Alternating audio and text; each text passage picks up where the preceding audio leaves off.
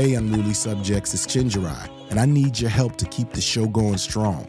If you love what we do here, consider supporting us by joining our Patreon community. It's the best way to back the show, and you get some incredible benefits in return. Membership starts at just $5 a month. I mean, there's nothing that cheap, at least in New York. And you immediately get ad-free episodes and exclusive premium episodes. That includes interview outtakes and other extras you ain't gonna hear anywhere else. But that's not all. You can access the Unruly chat and polls. When we have a live event, you're gonna get the pre-sale tickets and the merch. Oh my God, the merch. You know the merch is gonna be fly. And you receive invitations to our Q&A live streams and, my favorite, our annual exclusive hangout with me, the producers, and a special guest. So yo, come on people, join the Unruly mob. Visit patreon.com/unrulysubjects. And thank you for making this show possible. Row Home Productions. Yeah. Yo, what do y'all get that mic? Off me, man. Get all the mics actually. Yo, get off me, man. Cord. Yo, sit him down. Yo, what are you? Sit him down. What are you doing? Pick up that hard. What are you doing, hard drive man? and that quarter, whatever it is. Yo. Yes, we represent the militant front against the proliferation of podcasts. There's been too many men making each other less intelligent with podcasts all over the place, and somebody has to take these mics and put a stop to it. So that's what we're doing. Yo, listen. What does that have to do with me, man? Well, you're on the list. So he's on the list. Yo, no, stop. Yo, put that. All right, look. Listen, I agree with you. Some of these podcasts, especially these broadcasts, they are annoying. Yes. You know what I mean? They're weird. But here's the thing. Unruly Subjects isn't a podcast. What do you mean? It's a journey. Oh. Yeah. Not even a journey. Interesting. It's an experience. Ooh. Yeah, see, look right here on the Patreon. Listening to Unruly Subjects was an experience. Well, I like experiences. Wow. Okay. Yeah, he says it's an experience. Sounds disruptive. Yeah. You know what? Yeah, plug these mics back in. Got it. This guy's standing on business. I like this. Plug him in. Let him go. Let's go. What's up, y'all? Welcome to the Unruly Subjects experience. You know we got to stand on business, y'all. Can't let them shut us down. We are back in the building. The second episode of Unruly Subjects. You know what I'm saying? Shout out to Row Home Productions. Shout out to my wife, Sadaka, my daughter, Yola. And y'all could be doing anything, but you are here with us. And yo, we got another banger for you. Listen. First and foremost, as promised, we have the brilliant writer, Lovia Gyarkye. You know what I'm saying? That's right. And yo, listen, last week I left some questions and y'all left us some voicemails, so you know we gonna get into that. I ain't even gonna lie. I'm so excited right now that I actually want to find y'all and just play you the episode wherever you at. You know what I'm saying? That's how much I want y'all to hear this episode. It's real serious. Like if you out jogging, Unruly Subjects is jogging with you. You know what I'm saying? If you cooking, Unruly Subjects, we here. We in the kitchen with you. You know what I'm saying? You hiding out at work, sneak listening, we support that. And also, if you're an FBI or CIA spy for Trump, we are not with you. Turn this off. You know what I'm saying? Turn this off. We not with that. Actually, nah, what the hell? You could listen too. Shit, I can't stop you. You know what I mean? But seriously, welcome this week. And let me just say this. A crucial part of what we're doing here is going to be powered by you. So if you want to support the show, holler at us at unrulysubjectspodcast.com. There's two really important reasons that I want you to consider becoming a paid subscriber. First of all, this is an independent show. We want to keep it independent. We're going to be talking about a lot of provocative political topics and, those unruly subjects, you know what I'm saying? So we want to be accountable to the moment and to you and not to any corporation. The other thing is, right now, we're doing all this for free. It takes a lot of work. And so if we want to keep it going, we need those resources so we can do even more things. And right now, we actually have an annual subscription. So you could just head over, you know what I'm saying, grab that annual subscription. You ain't even got to think about it for a whole year. You know what I mean? And when you do that, you're going to get all kinds of extra stuff, right? Like you'll get, special episodes, you know what I'm saying, news feed, chats, different ways to engage. But the main thing is we want you to be a part of what we're building. So head over to unrulysubjectspodcast.com and join us. And with that, let's get into some news. All right, we're going to do the news a little differently this week because I got to sit down this week with an incredible debater and political educator named Conscious Lee. You know what I'm saying? And you're going to hear that full episode later, but he's definitely said some things relevant to this week's news that I really want y'all to hear. But before we do this, let's just talk about some things in the headlines. For me, climate change is always at the top of the agenda. And, you know, one of the stories that really caught my attention was obviously Indonesia. I mean, over 800 people died due to flash floods. But, you know, when you hear the term flash floods, right, it plays into this idea that it's just, oh, it's nature and maybe there's nothing we can do about it. And, you know, people in Indonesia are pointing out that this is really has been worsened by deforestation. So, you know, these are like man-made processes, you know, extractive processes that we got to engage with. So we'll talk more about that. We can say more about that on Newsfeed. But yo, last week I talked about the importance of keeping Sudan in the headlines. And yo, I want to let y'all know about something real special. So one of the roles I play is I'm on the editorial board of a scholarly journal called Communication, Culture, and Critique. And we have a really exciting new issue that we just dropped, which is all about interrogating colonial narratives on genocide and war in Africa. So we get into how the media and also in scholarship, how people get the things that are happening in Africa wrong. It's really smart. It's also written in language that I think everybody can kind of follow along with. So we'll put the links in our stuff, but you got to check this issue out to really understand not just what's going on in Sudan, but also in the Congo. Really, really important stuff. By now, I'm sure you've heard Trump talking a lot of racist nonsense about Somali Americans and other Somali folks.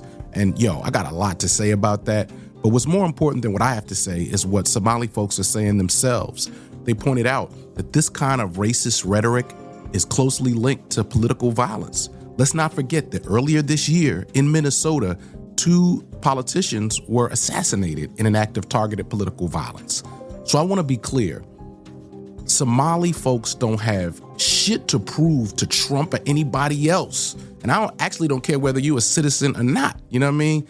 These are people we're in community with, and anybody who doesn't understand that needs to catch up to what's going on. And I also want to lift up a comment by Abdi Kadir Bashir, who's the founding executive director of the Center for African Immigrants and Refugees organization. Here's what he had to say. Here is our message to your hate, Mr. President. You cannot defeat people who have already survived wars. We will outlast your trash talk. You can hear more comments like that in a helpful NPR piece by Kirsty Marone, and I'll drop the link in the show notes. Closer to home, you know, looks like there's been another ICE raid not too far from where I live, actually, in New York. And it's kind of amazing to see people going up against ICE, just really taking them on in really robust ways. So a lot to be said there.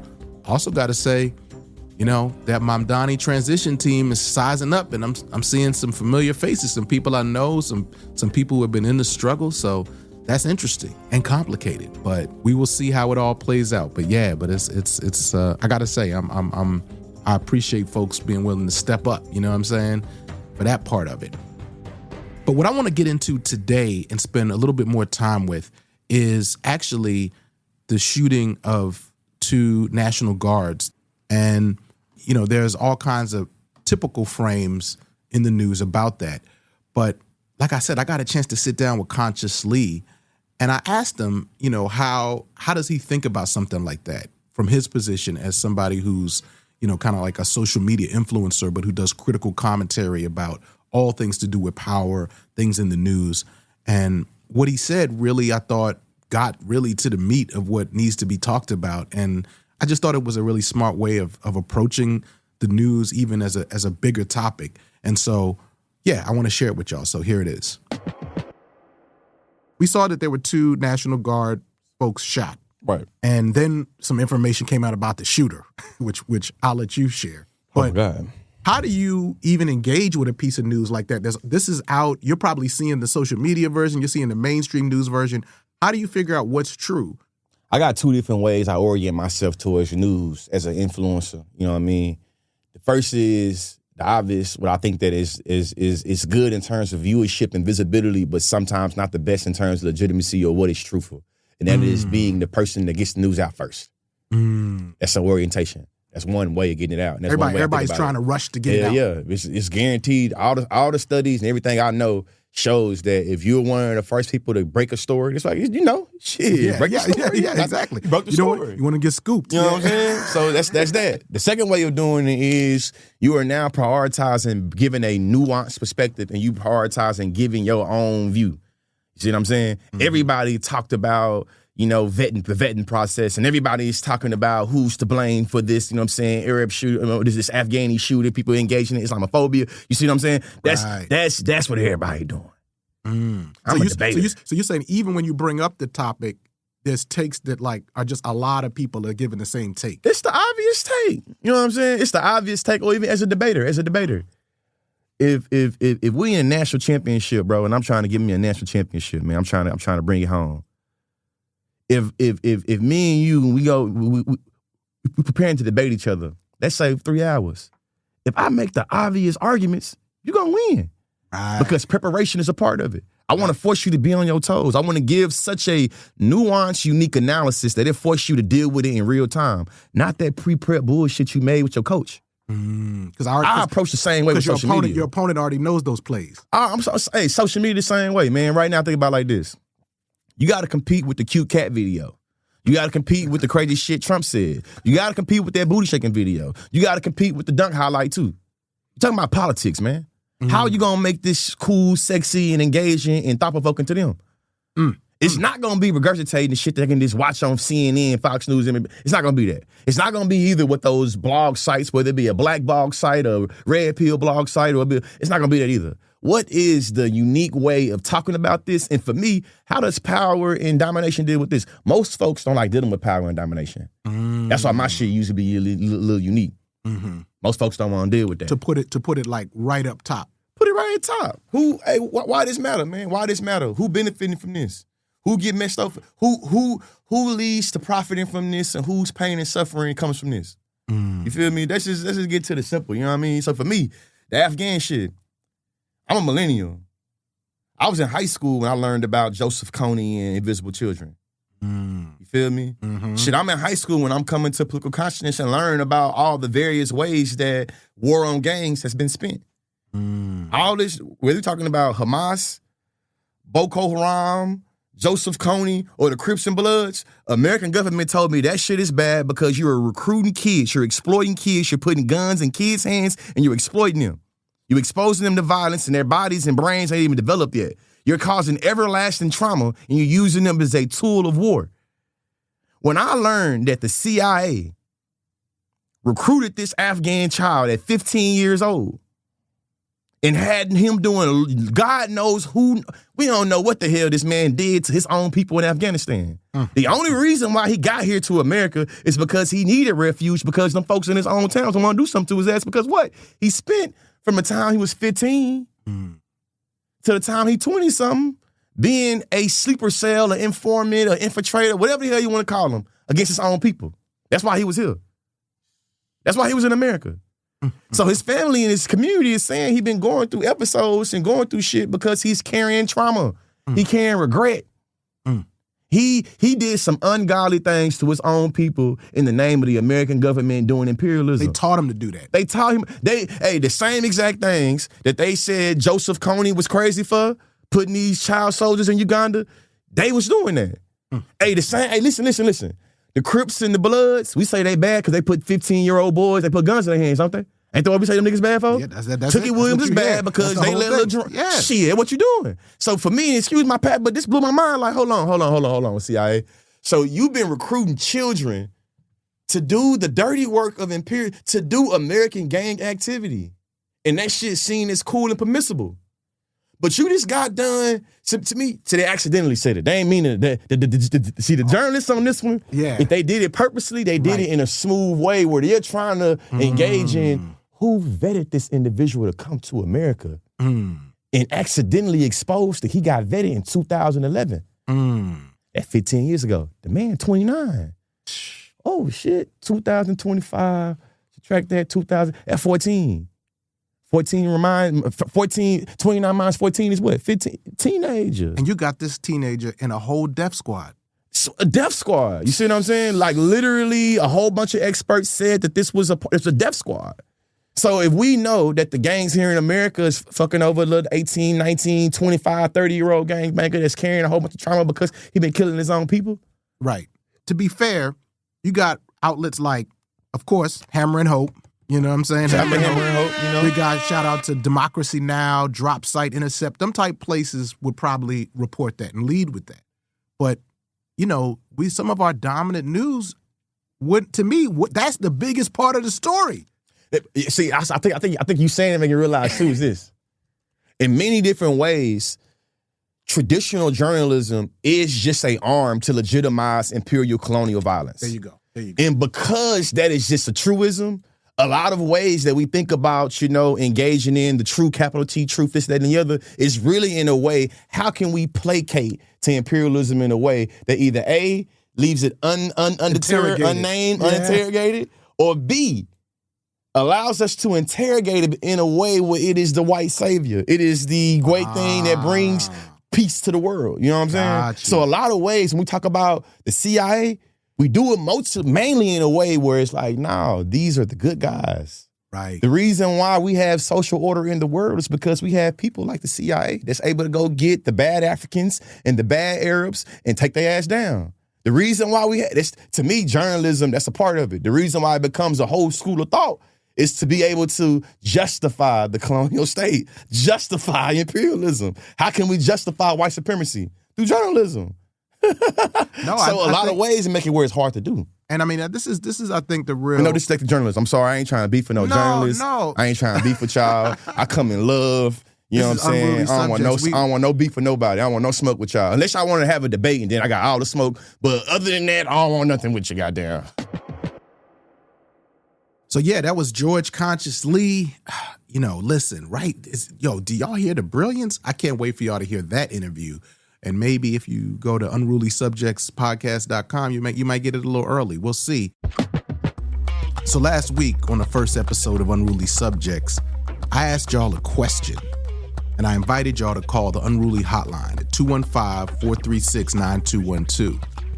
And from what I could see, the phone line started lighting up. Y'all left some messages. So, you know, I appreciate that because, you know, I wanted us to just have this conversation. So I'm going to have my producer, John, with Rohome. John, could you pull up the voicemails and let's hear what the people had to say. The question, by the way, was just to remind you, how do you balance the struggle with your love life, right? How, you know, and I gave people some leeway to describe what you mean by the struggle, but you know, that's something I deal with in my own life, and I want to hear what y'all said on voicemail. So what do we got, John?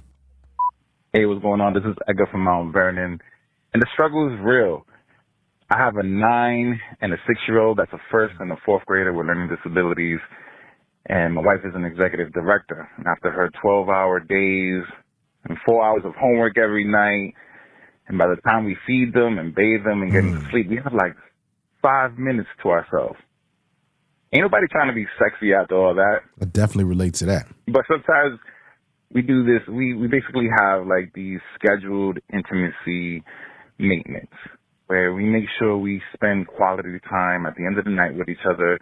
We turn off the phones and all the other world stuff that's going on, and we just make sure that we hanging out with ourselves. Mm-hmm. And it's not always a sexual thing. It's like talking about the books that we read and maybe watching a little TV show together where we could talk about it while we're watching it. And we just make time for ourselves and making sure that we are okay, because it's a lot. The struggle is real. Like, you know, two kids is a lot these days, and everything else that the world is throwing at us. And we just got to make sure that our relationship, she's my best friend and I'm her best friend. We got to make sure that we are okay to make sure that the next day runs smoothly.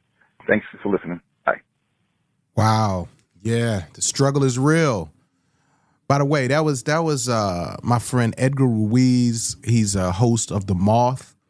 And, you know, you should definitely check out his work. And if you're in New York, you should go to a Moth Story Slam. But what Edgar said is real, super real. I mean, there's so many things I relate to. Like listen, what he's saying about the family side of it. I mean, that's having kids, and, they have kids who have, some learning disabilities. And that's a lot of people out there. That is a real part of the struggle. And, but I got to say, I almost feel like the way you talked about how you work through that, I'm like, I think I could learn from that, actually. Just you said, scheduling time for intimacy and personal time feels like kind of awkward. But to me, with the way you described it, I feel like, so sometimes I feel like my wife and we're just so exhausted that you don't have the energy to even check in with each other and really connect. And like you said, it doesn't always have to be physical, right? Listen, physical is nice. Let's not get it twisted.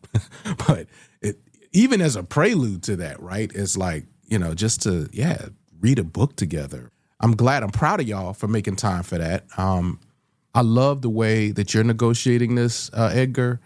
And I think that ultimately, though, the struggle is to try to think about larger obstacles like work and not having, do we have the right systems in place to help with our children? And, is there a way maybe for us to socialize some of that childcare or tap into networks so that it's not all on us? Because I feel like it's often posed to us like it's just up to you. It's just you and your habits, right? And if you don't cultivate the right habits with your partner, then it's on y'all. It's y'all's individual failure, as opposed to like we're actually in a world, a system that has created these obstacles. And so I want a world where everybody can do that. But I think I love how y'all are at least navigating that. Man, thank you for being so transparent. John, what else we got? The way that I balance my love life and the struggle is... You got to be with a black person. You got to be a black couple. All right, I'm in a black couple. Second, you have to prioritize your own household, your own relationship, what's happening in your own mind, your own body, your own soul. You control that and then exude the love and the resistance into the outside world. Oh, and then finally, you got to put God first. It helps to do meditation and yoga and work out and eat healthy, eat clean, and black first. And with that, you have the strength and the stamina and the focus and the clarity to navigate the struggle and your assignment in the struggle. Amen. Peace. Wow. I really appreciate that message. I mean, listen, what I hear from this message is you have to kind of find a way to prioritize what's happening within you and be in touch with that, because in the end of the day, I don't know that you can find any kind of like peace or pleasure, intimacy if you're not at least somehow grounded, and the world is constantly making us not grounded. And y'all are talking about some of the things that give you that grounding and connection, whether it's you have a spiritual practice. Not everybody, is spiritual in that regard, right? But everybody has to make meaning somehow out of the world. So I feel that, talking about the role of health and all that. So I all of that does feel, I relate to that. And I'm glad it was nice hearing y'all roll that out. I hope there was some medicine or something in there for other folks. My ambivalence about it is just that I just think about a lot of people who don't control the circumstances of our own, we don't necessarily even control our own bodies out here, right? People's bodies are being taken, subjected to other things. So that's one thing. I don't know. I mean, for me, it does feel like a choice, but I guess even when you're in a rough situation, you gotta think through that. But I appreciate the reminder, because I struggle with whether I'm allowed to prioritize myself. When I see, some of the fights out here, whether it's people dealing with genocide or whether it's struggles in my own workplace or whether it's things to do with ICE, sometimes I'm not sure if I can just prioritize my own world and or even my own body. I feel like I have to kind of sacrifice those things or put those things to the side because there are other people. Sometimes I'm not sure if solidarity literally means that I can't prioritize myself in that way. But I think probably, you all are right that, there's no way to get to the other stuff if you can't at least attend to yourself a little bit, and that you probably will be a better participant to engage the struggle if you do that. So I appreciate the reminder. And yeah, that's cool. John, what else we got? Hi, friend. So I feel personally attacked by your choice of this question this week. I started this advice podcast with my friend Craig Gent like a year and a half ago or something, maybe 2 years. I don't know what is time. We do it every couple of weeks, and we're on episode 32. So we get a lot of messages from people on the broad left, and a lot of them are about relationships on the left, relationships with organizing, relationships in organizing, the way that bad relationships in organizing can screw up an organizing, project, whatever. And then, I have my own shit. And one of the things that I find really striking about both being a human in the world in the year of our fascism 2025 and also having a bunch of strangers asking me advice on their love lives is like how much we all want to be known and seen and loved, and how hard it is. And I find this is true in my own life, as I do in the stories that I hear as a journalist. And I just think it's heartbreaking, again, personally for me, struggling to sort of figure out how to be close to people in this world when that's sort of all we want and all that brings us meaning. And also, why is it so hard? Some combination of liberal individualism, neoliberal garbage, work, trauma, all of the oppression and bullshit and garbage that we've grown up with. It's just really difficult to give advice on it because I'm struggling with it too. And appropriately, and siren is going off in the background as I say this. Wow. Yeah, listen, there's a couple of things that stand out. One is I appreciate you kind of thinking in a real time way. Like you like me, you like, I don't have this figured out. You and your partner ain't quite got it all figured out.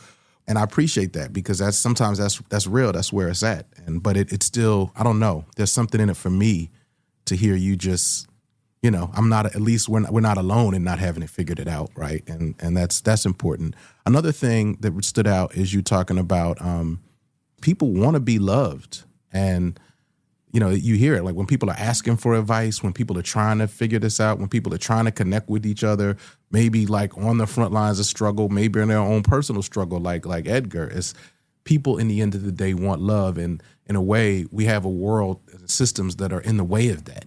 We was promised jetpacks, y'all, and leisure. And that doesn't seem to be what we have. What we have is like endless obstacles to even seeing and connecting with the person in front of you. So if you're feeling that way, you're not alone. And also the political component is like, you're like, yo, bad relationships can screw up movements. That's real. That's 100% real. I've definitely seen that. Not just individuals in the way that we burn out and then don't have the capacity to engage in struggle, but also like, what it does to other people. Cause now, you know what I'm saying? You done fell out with this person. Y'all was a unit, but now people got to kind of choose sides. They want to support this person. Now they know you. Maybe they were just seeing you as a movement person, but now they also know you as somebody who's either toxic or in a relationship. So yeah, that's another reason why to figure this out. So again, I appreciate, you thinking in a live way about that with us. So yeah. John, we got anything else? Peace, Chenjerai, and Unruly Subjects, fam. So when I think about the question of love and the struggle and relationships and the struggle, as a black man, as a black cis man, as a black hetero man, my first thought is, what does it mean to struggle together, right? So I'm in a relationship with a woman who was an activist long before I entered her life. And as we chose to come together, we would do work together. And so that means sometimes we'd be doing Know Your Rights, sometimes we'd be out at protests. But it got really complicated when we decided to have kids. So in particular, I think about folks like Betty Shabazz. I think about folks on the liberal side like Michelle Obama. And I think about the myriad of women in the struggle who felt like their partners, who were men, went out to do the work of the struggle and left them at home. So like the narrative of black women as single mothers amidst the struggle, or black men married to the struggle, losing the love of their life or submitting to the idea of struggle as greater than love is what I'm working against. Because sometimes our notion of struggle is just a reinforcement of patriarchy. My goal as a partner is to figure out what are the times that I can be present, what are the times that she can be present, and how do we make sure that we are nurturing things on the home front and on the political front. And until we do that, I think as men and acknowledging our male privilege, what we're not doing is actually addressing the struggle. We're recreating the systems that we claim to want to be tearing down. So hope that made sense, and I hope you got some answers. Wow. I mean, look, that's a whole bar. It's a lot there. And I will say that, you know, that's a thing that my wife and I are mindful of. And, you know, there's some effort there to try to avoid those patterns, right, of charismatic man out in the struggle while the reproductive labor is left to other folks, and you know, you putting yourself at risk and family at risk in all kind of ways that maybe folks didn't really consent to.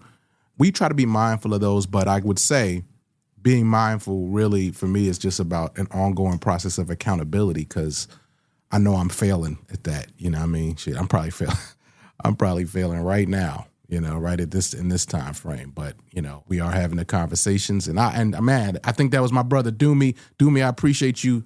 So yeah, I appreciate y'all. You know what I mean? Leaving the voice messages, calling up the hotline, 215-436-9212.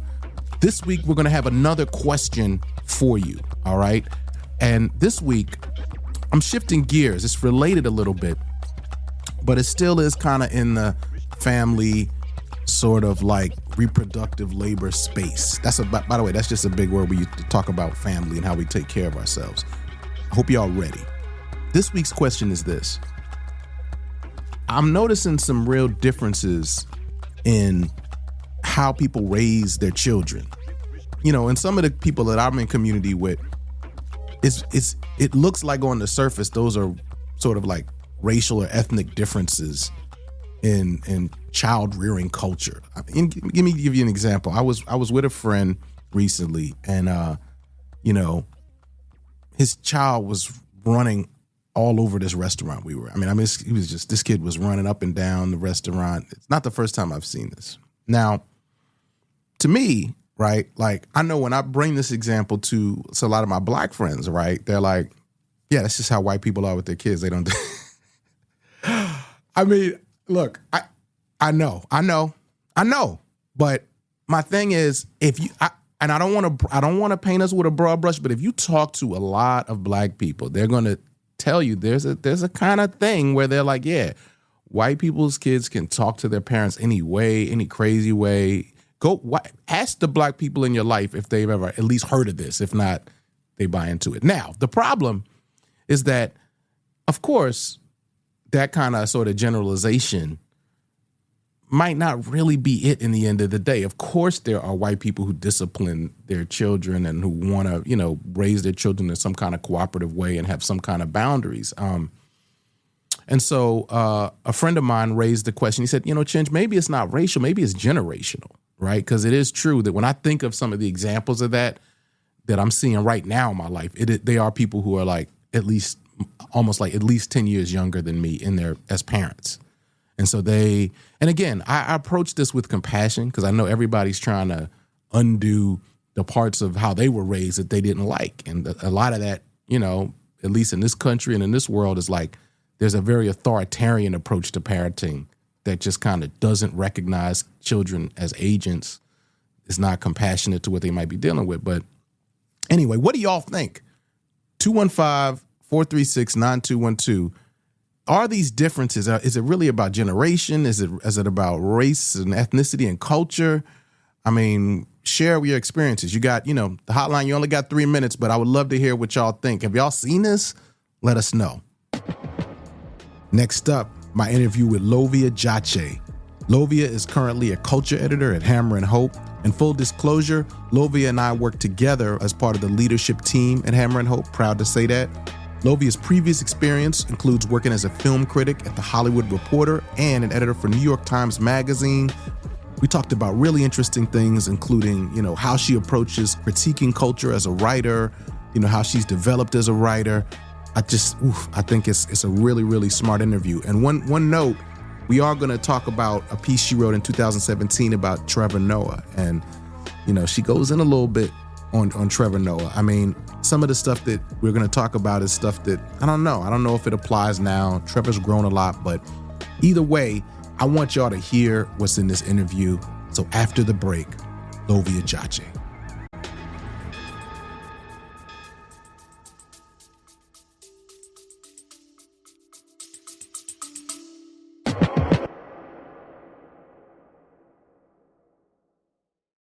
This episode of Unruly Subjects is brought to you by Haymarket Books, which has loads of great left-wing titles, perfect for listeners like you. And one that I know you're going to feel is The Extended Universe, How Disney Killed the Movies and Took Over the World by Vicky Osterweil.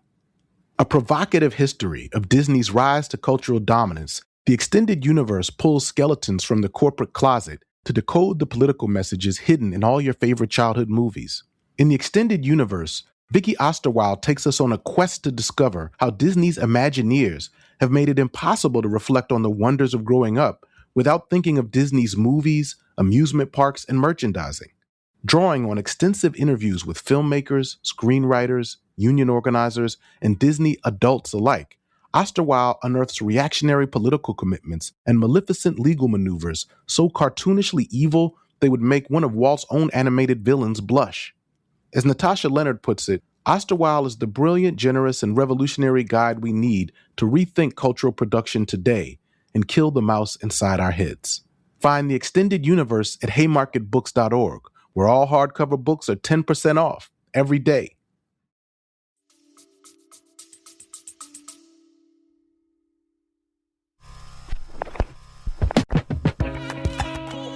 All right, Lovia Gyarkye, what's going on? How you feeling? Hi, I'm good. I'm so excited to be here with you. Welcome to Unruly Subjects. I've been delving into your work, and of course, we've been working together on the Hammer and Hope stuff. So when I was reading your piece for Hammer and Hope on the artist, LaToya Ruby Frazier, you know, I was like, okay, we're going to talk about someone who does, like, you know, photography and sort of museum installations kinds of things. And could we just, to bring everybody on the same page, could you give a brief description of LaToya Ruby Frazier's work? Yeah. Well, first of all, thank you for spending time with my work. So LaToya Ruby Frazier is a photographer, image maker, who had a kind of mid-career retrospective at the Museum of Modern Art in New York. When was it? Last year, I think. Yeah, it was last year.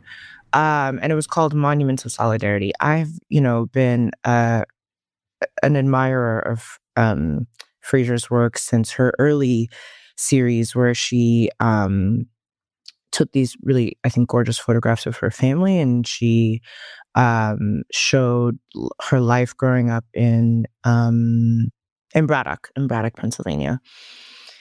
It's a town that's been completely divested of. You know, it's sort of like the legacy of Andrew Carnegie looms really large. It's a steel town. It's an industry town, right? It's kind of like the quintessential American community that has seen its highs and then been completely abandoned. And I think a lot of Frazier's work thinks about that kind of organized abandonment and tries to codify it in terms of image. And so Monuments of Solidarity was an opportunity for me to kind of dig a little deeper into an artist that I'd always been interested in. And the opportunity came up to write about her, and I jumped at it.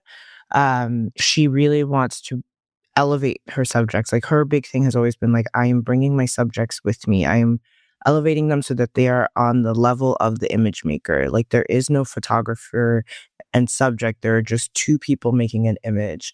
And that's really hard to do. You know, that's pretty unconventional.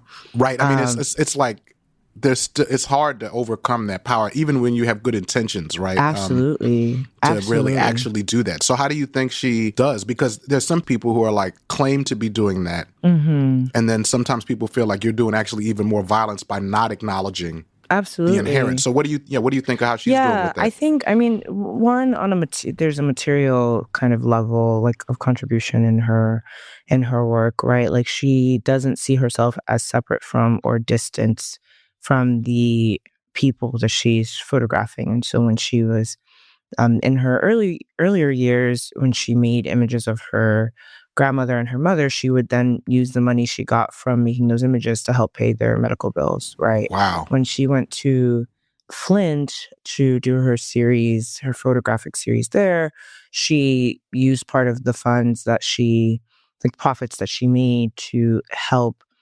the people in the particular community that she was photographing get access to cleaner water. So she's, I think one of the ways that she kind of destabilizes this dynamic is through, I think, very real material contributions to the communities that she's photographing. And I think another way is through time, right? She spends a lot of time with her subjects, and that's in particular why her series on the Lordstown, Ohio plant. Right. You talk about how she's there and the consistency of being there exactly matters.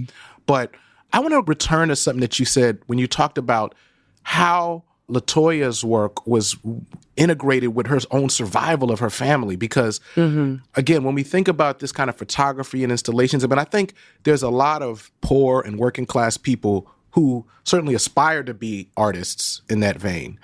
But there is also this way that I think sometimes people think about it because, listen, museums have been spaces of extraction and violence and exclusion. What you were saying really hit me because it's like, nah, but it's this work. One way to think through that is, we have to still grapple with that. And I'm curious to get your thoughts. Like there's a part of my community who I feel like doesn't really go to museums and would probably never encounter her work. So I'm curious to see what you think about that.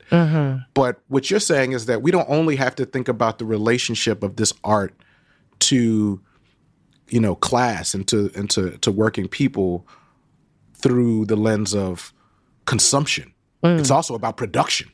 Totally. Part of the reason I'm so fascinated with Fraser is how she forces her viewers to confront the production methods, right, of her photography. So she did, in the exhibition, and I read about this in the piece, there's a room dedicated to a series she did on the COVID-19 frontline workers in this Baltimore community, and she includes transcripts or condensed interviews that she did with them.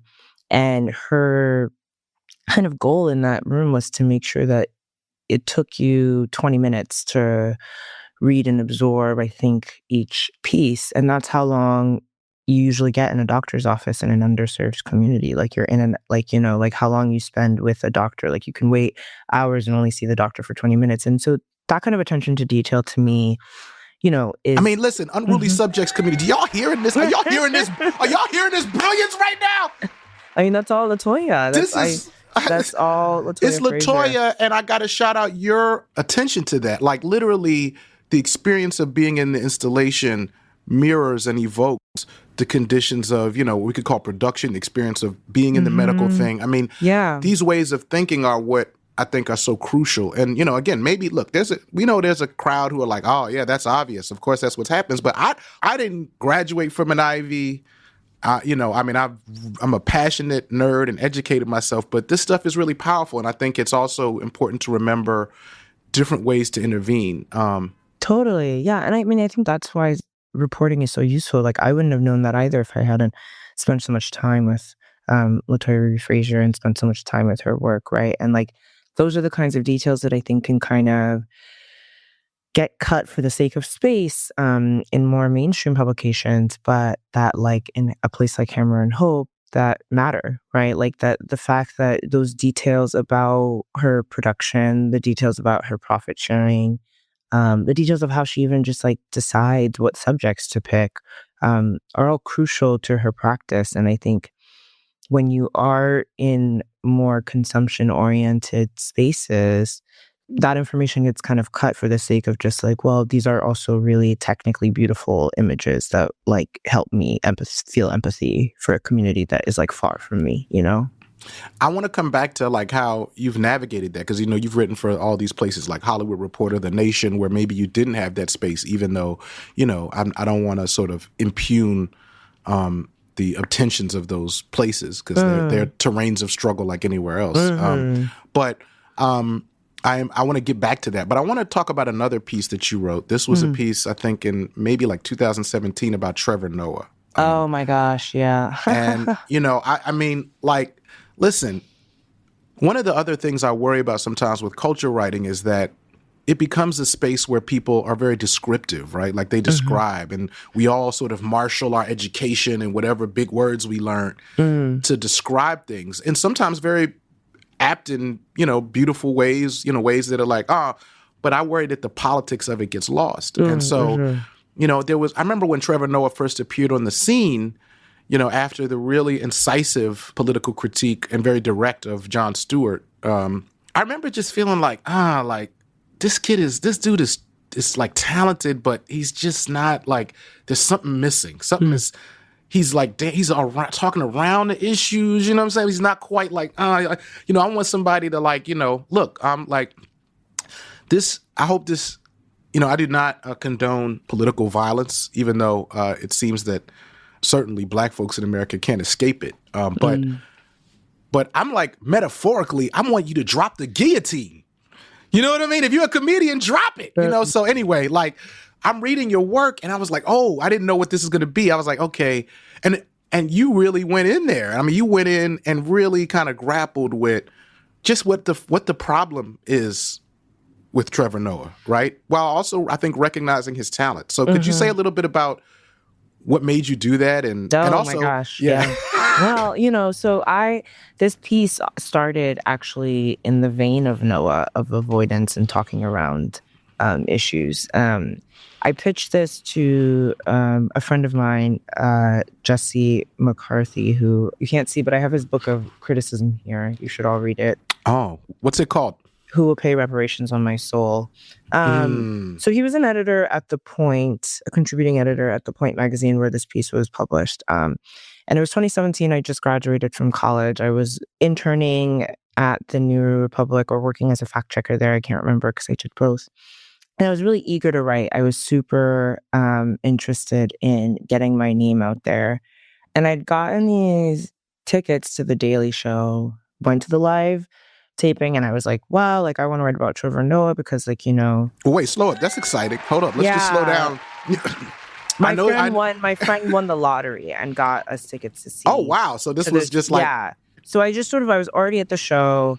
Trevor Noah is interviewing John Lewis. It's really solemn. It's a pretty heavy moment. And then I was like, how do I work this into a piece? And I called up Jesse and I was like, maybe I want to write about Trevor Noah as a comedian because like he's so interesting to me in that I don't like find him particularly funny, but like he's very charming, And the piece it took a lot of work. I was a very shy. I'm glad you picked out this piece because I think that this is the kind of writer that I am more naturally now, but at the time had to be sort of like coaxed out of me because I was so afraid of saying anything. And I think the issue that you diagnosed in a lot of contemporary cultural criticism of either elision or, purple language or hagiography is often because of fear.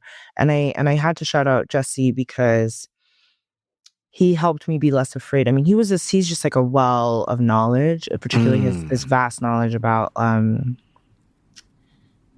Black comedy in America. And so when I was like, I want to write about Trevor Noah, he's like, okay, well, you can't just write about Trevor Noah, right? You have to be able to diagnose like why Trevor Noah is interesting. And then you also have to be able to contrast him to someone who is doing more interesting work. And that someone in the piece is Chappelle, which is like aged right. terribly. I mean, I don't know. That was one of the things that made it kind of interesting. I was like, oh, wow. But I think the distinction you draw between Chappelle, where you're essentially talking about how it's kind of a weird meta thing because in a way, Trevor Noah himself is kind of avoiding and dancing around issues. Right. And the distinction you draw between the way that he does that versus the way that Chappelle attacks politics, still using the humor techniques of misdirection and all these other absurd, but in a way that feels like it kind of is a little bit more politically satisfying, at least at that point. I mean, maybe this is even about, I'm just going to say, and the smoke is welcome for me. Lovia, I'm not putting you in this category, but what I miss about Dave Chappelle when he seemed to be on the side of working people, you know what I mean? Of ordinary people as opposed to other folks. But I just also want to back up and say I really appreciate you pointing out that sometimes the reason people write about culture in these more shy ways or these more circumspect ways is because of fear. And I want to say it's true. Like, people in different bodies who are different, have different kind of identities receive different pushback. Like, a black woman might not have the same leeway as, a white man to say certain kinds of things. So those fears are not necessarily unfounded, even if we can't give into them, right? And I also think people don't have, we don't exist in a culture right now, like a media landscape in which editing or writing is valued, but particularly editing. Like, part of the reason this piece was so successful is because I had a really great editor who was able to hold my hand, and tell me that my first draft was whack and we needed to start over. And that kind of, sometimes you just need that push. I think that the piece really came together. I think that part of the reason it did was because Jesse really pushed me to think about the historical through line of comedy and then the question that ultimately guides the piece is what do we want from our comedians, right?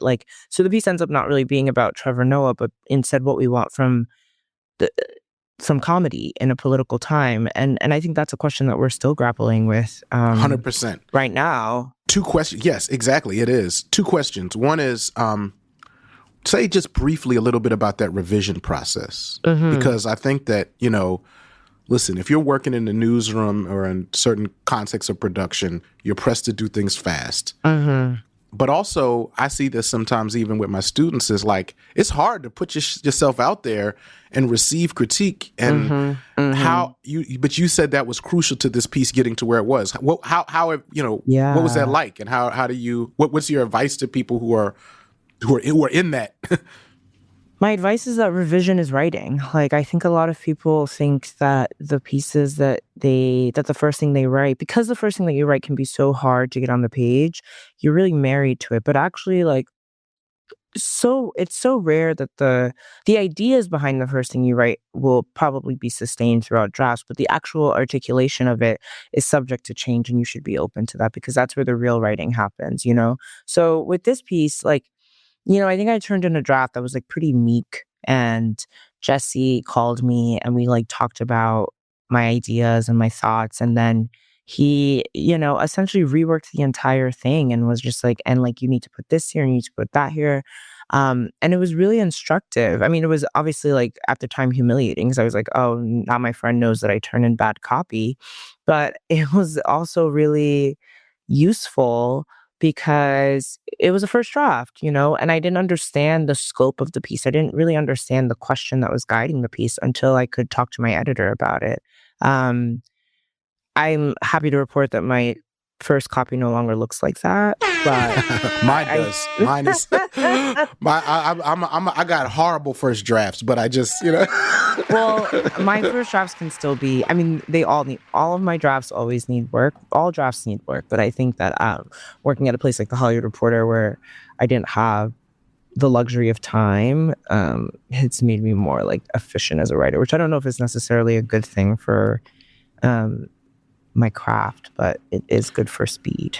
There's a few things I want to make sure we get to. Sure. But I want to come back to something that you said about this Trevor Noah piece, because I think it sort of is a through line that I think speaks to a lot of problem of what we're dealing with culture, especially in this moment. We are in what I feel is a real time of fascism. I mean, there's obviously, it's historically specific. It's not, fascism looks different in its different expressions. And I think part of the question a lot of people are having is, what do we need from the culture, right? I know there are probably a lot of artists who are feeling not sure if what they do matters when there's ICE agents rappelling down, taking kids, all manners of violence. Of course, the violence the violence continues in Gaza. Trump has just decided he can shoot down any boat near Venezuela that he likes. And I think that, you were writing in 2017, but I think probably recognizing we were in the Trump administration, right? There was a sort of white supremacy was on the march. And then you get this person who's positioned to do this work with this platform.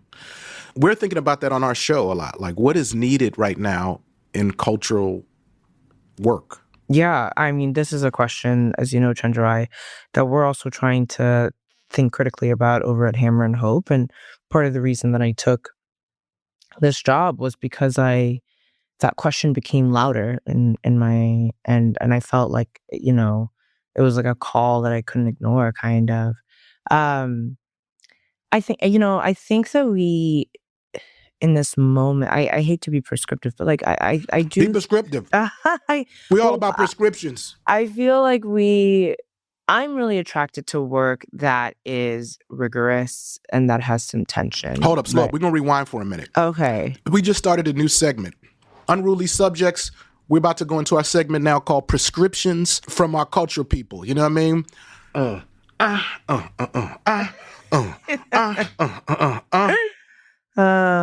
I won't fight it. What I will say is I am really attracted to work that is rigorous and that has some tension, right? And like that tension can be because it is like coming up against a particular moment, or it is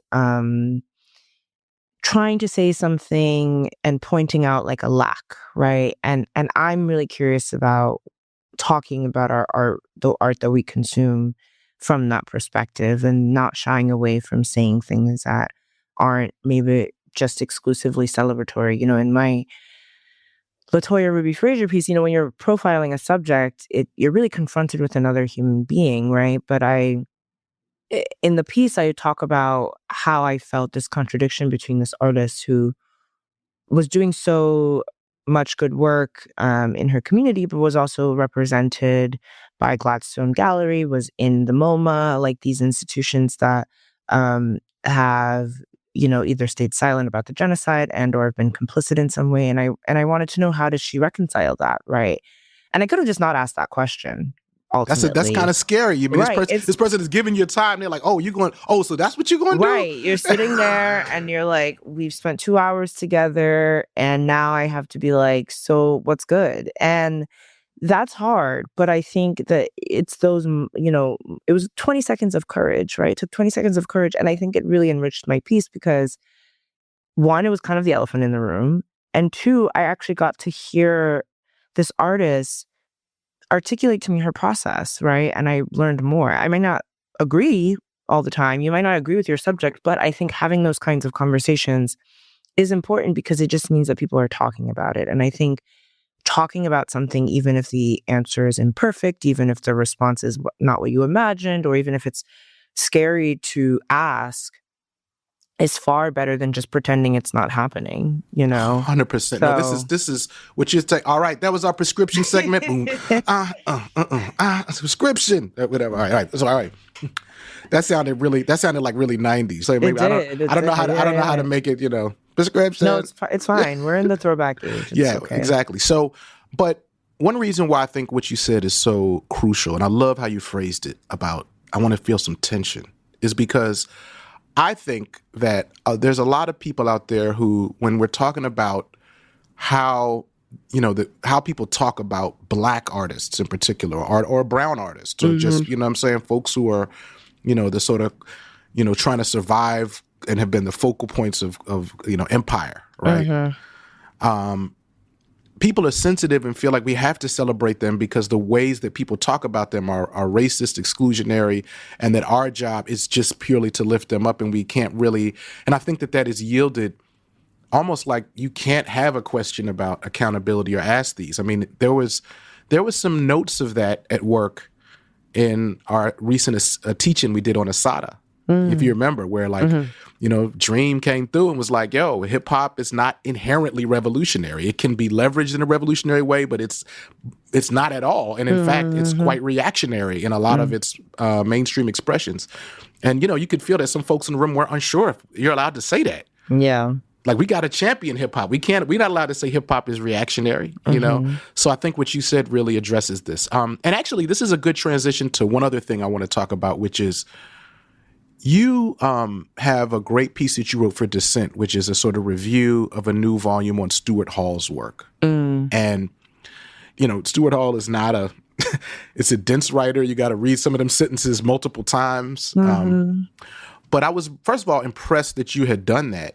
And it was like, this starts to explain why Lovia's work has the weight it does, because you have actually done some of the heavy lifting of, study of like some of the greats in terms of this. And actually, that's quite intimidating, honestly, to write that piece. Did you feel intimidated? Like, damn, I'm going to be the one to write the review of Stuart Hall's work? And just, Yeah, I did. Oh my gosh. I actually got this assignment because I wrote another piece for Essence Editorial, and Essence, the Canadian clothing retailer. Yeah. And in the intro for that piece, I talked about my bookshelf and all the books that I would stare at over the course of our of lockdown. And I mentioned Stuart Hall in the intro. Like, I just mentioned Stuart Hall, and an editor at Dissent reached out to me and said, "Hey, I'm actually looking for someone to review this new volume of collected essays. Would you want to do it?" I said yes because I love Stuart Hall, and he shaped so much of my intellectual life. He's one of my North Stars. So just jumping in, who is Stuart Hall, and why should people who have not heard of him get to know who he is and power through his sometimes difficult writing? Yeah, so Stuart Hall was a cultural theorist, cultural studies theorist, and teacher, and writer, and critic, and he was Jamaican and came to the UK during the Windrush generation, which was that migration of Caribbean immigrants from like the island to the UK to be laborers, like often porters, cleaners, etc. So he came over in that wave of migration, and he has just written so much about the role that culture plays in propaganda, and particularly like mainstream culture, and how we value ourselves and how we understand ourselves. And part of the reason that I became really attracted to his work was because, and I write this in the piece, I was so obsessed with my identity in college, because I was born in Ghana and raised in the US in the Bronx. And I went through my slam poetry phase of writing poems about like diaspora kid shit, where you're like, where am I from? Like, 2 places, 1 body of water, blah, blah, blah. So like, I was like really obsessed in college. Which is real. I can't lie. I'm making me laugh but that's real. People are trying to make sense it's real. of it. We all go through it. You know what I'm saying? Like, and if you're there now, like, you'll leave it eventually. But I was obsessed with being legible. I was so obsessed with my identity being legible, and I wanted to be legible so bad, because I think, going to college where you're like having to self-identify, hi, I'm so-and-so, and I'm from this place, and I identify as this person. When you say legible, break that down one more layer. Like, I think I wanted to be, I was really obsessed with being like normal, and I thought in order to be normal, you have to be defined. That's some shit from my therapist, but I ultimately, when I came across Stuart Hall's work, it was in that essay where he'd written that identity is not like a fixed status, right? But it's actually a production, and that culture is a site of meaning making, right? And it blew my mind. I was like, culture is where we create identities, right? Identities aren't things you are born with. You create identities with those around you, which means that your identity is inherently fluid, right? Which means that just because we're both Black doesn't mean that we relate on the same level, because what are our productions? What are our contributions? No one is in a monolithic state. And I just got to stop there. Don't forget where you're at. Yeah. But this is what I'm saying. Like, these people who are trying to take us back and render, these racial categories, these gender categories as like fixed. I'm sorry, but they just not on the smart shit. It's like, it's not about, it's at one level, it's about justice, right? But it's not only just about justice. It's like, y'all actually can't explain the world. Because that's what draws me to this shit. It's like, I want an explanation of the world. And I love what you're saying about identities are produced, right? Yeah. These things aren't, and so anyway, I just had to acknowledge that. No, exactly. And so if you think of identity as something that's produced, it really reorders and orients the way that you think and consume culture, right? Because it means that everything around you is either trying to reinforce or negate that. And that is what like Stuart Hall taught me, that that cultural work is actually really important to political work, because culture is a space in which certain values are reinforced, codified, and or interrogated. And there's one of my favorite essays of his is about like the media and racist ideology, and how he tried to put on a program with the actress Maggie Steed in 1979, where they were trying to essentially do a kind of counter programming. And so right before the program, they explained the advertisement that the BBC put before the program, being like, this is an opinion piece, And so it's just like minor. So in this essay, the essay is an appraisal of this like attempt to create this counter programming. And it's really interesting because, again, it just taught me how to think differently about the things that I was seeing. Like if I was reading a book, what is the book trying to reinforce about the existing world order? What is it trying to interrogate about it? And like, those are far more interesting questions than like, this is good and this is bad, Right. Is it good? Is it bad? Do you like it? Do you not? And then it's very hard to protect space to have a more sophisticated conversation. Everybody has to go read this essay by Lovia on Stuart Hall, and then go get the book. Just because we're getting to the end of our time, let me ask you this. What kind of writer do you want to become in the future? And what is there anything that you have in terms of dream, or what is your sort of dream manifestation list look like at this point? That's a really good question. That's a hard one. I think I'm on my way to becoming the kind of writer I want to be, which is one that kind of invites people to have conversations, right? Like I don't really think of writing or criticism as one in which you are an arbiter of taste. Like that's very authoritarian to me, but it's like, we're just, I just want to be part of the conversation. I just want to say sort of like, hey, have you considered it from this perspective?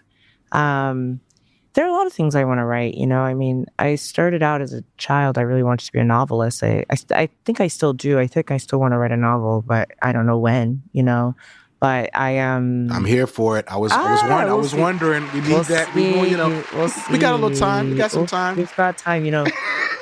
That's why Toni Morrison is one of my North Stars. She did all of this work before she even published Bluest Eye, and I really admire that. Like I really admire taking your time. And so I think the kind of writer my dream is to be the kind of writer that can show that I'm taking my time on the page, that can translate that like to the page and invite you to do it. Was Toni Morrison like already an editor when she wrote The Bluest Eye, right? Yeah, that's what I thought. Yeah, man.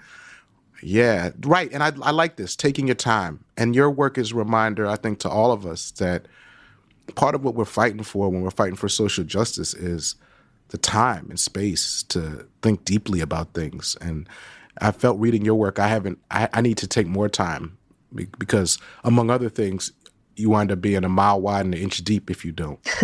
And that's really meaningful. I mean, I to say something to your earlier point about, like what should we be paying attention to right now, and what kind of writing should we be doing as, cultural writers and workers. And I, when I was working at the Hollywood Reporter, I remember one time I was writing to a publicist and I was like, I'm not going to cover this film because it's a debut filmmaker and I didn't really like it that much. So I don't want to like make it hard for them. And the publicist was like, actually, that's not like, she was like, honestly, like a bad review, right? Like a negative review is better like than no review. And I think that that stuck with me because I think it kind of gets back to this point of sustained attention, right? Like what we put our attention to, whether or not we feel good or bad about it, is what we value, right? Says something about what we value. And so if we're looking for a guide in terms of like what to write about or talk about, like we have to remember that our attention is one of our greatest, it's commodity. That's why they're selling it so much vis-a-vis social media. That's how I try to think about my work, honestly. That's so powerful. I just want to add one other thing to say, you know, a bad review, if we, you know, what you said made me think about if we put more descriptive language on it than bad and talk about a review that takes the work seriously. It's about the way in which if we only celebrate something like, what's the brother who made Sinners? Ryan Coogler. If we only celebrate Coogler, are we in fact taking his work seriously? You know, it's a question. So stay tuned to Hammer and Hope. That's a fact. That's a fact. By the way, would you like the platform to make a Hammer and Hope membership pitch? Oh, of course. Well, thank you for having me on the show. You can follow me where people are followed or my website. But also, I think more importantly, you can follow the work that I'm doing right now at hammerandhope.org, where I hope you can become a member and help sustain our independent work and be part of something special. Lovia Gyarkye. You know what I mean? Give it up. Oh. Unruly Subjects. Thank you.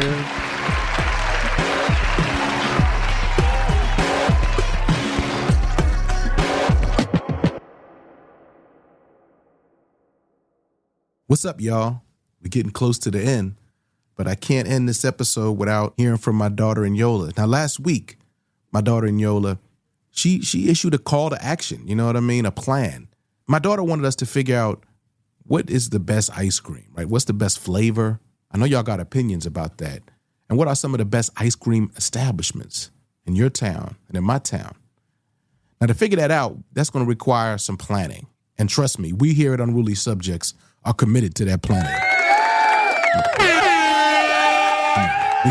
We got to figure out ice cream around here. We're not playing games. But we decided that we wanted to start to build up to that by having a little test. And Yola, please don the blindfold. Okay. We're here for a test of ice cream. Do you know what flavor you requested, Yola?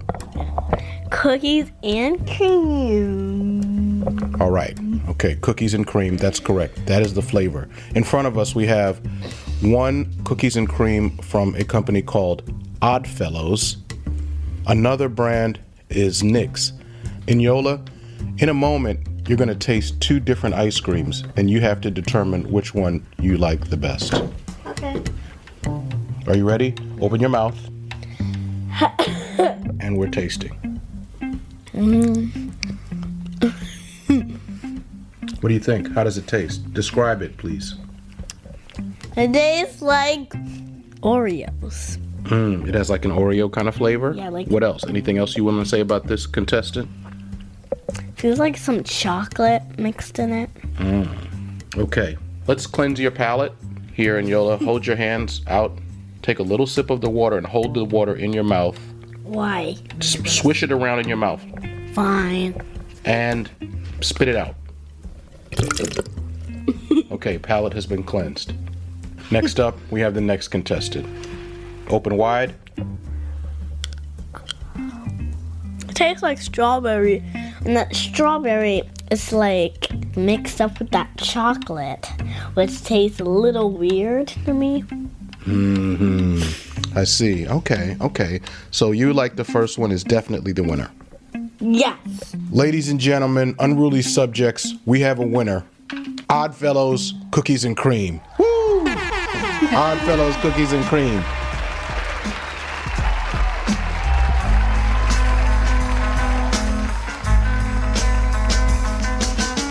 What's up, y'all? We're going to keep this ice cream debate going on Patreon. It might get crazy. Get involved. Join us at patreon.com/unrulysubjects. Unruly hotline is 215-436-9212. Hit us up. You know what I'm saying? Unruly Subjects is produced in partnership with Rohome Productions. Boy, I'm proud of Rohome. Come on. Alex Lewis is Rohome's creative director. John Myers is Rohome's executive producer. Thanks to my wife, Sadaka. Thanks to my daughter, Yola. Thanks to our special guest, Lovia Gyarkye. Thanks to my assistant, Carissa. I also want to give a shout out to my friend, Anna Normala. She's a big supporter of the show. And thank you to all the people that called the voicemails. Thanks to y'all. Our original theme music is by Axel Kakutier. Alex Tatusian made our tile art and designed our merch. And yo, we getting heated up for the drop. Get ready. And the next episode is just gonna be fire. So go to all the places. unrulysubjectspodcast.com, Patreon, Instagram, everywhere. So you can be the first to know when it's coming. See y'all soon. Since we moved to New York, I don't even eat ice cream anymore. I just buy gelato. You eat a lot of ice cream too. No, not really. When do I buy ice cream? Whenever there's like, you know, like we go to a place and they have like a little ice cream stand. That's not true. Oh. Okay. Well, bye. Okay. Time for bed. Yeah. All right.